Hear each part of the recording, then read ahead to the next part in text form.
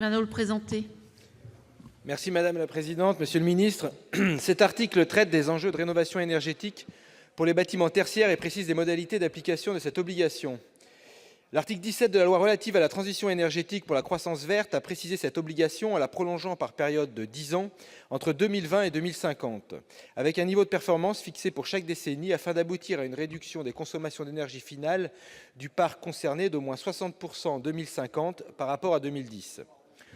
Au regard des difficultés rencontrées sur le plan juridique, et notamment le laps de temps trop important entre la loi et la prise du décret et de retour d'expérience, le Gouvernement a proposé par ce projet de loi de réécrire le dispositif.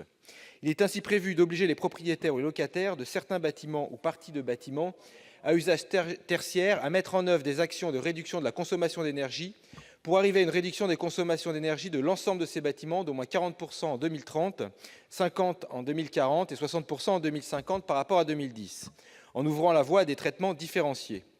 Nous partageons bien sûr cette volonté. Pour autant, et par cet amendement, nous proposons d'inciter et de favoriser le passage aux énergies décarbonées. En effet, au-delà de la volonté d'une réduction de la consommation d'énergie finale, il convient d'avoir une politique incitative sur le matériel de production en encourageant sa transition vers des énergies renouvelables à faibles émissions de CO2. Nous proposons donc qu'en cas de changement de matériel de production énergétique, l'alternative en énergie renouvelable soit étudiée par le propriétaire en comparaison à une solution en énergie carbonée. Cet amendement s'inscrit dans l'objectif ambitieux et nécessaire de cet article.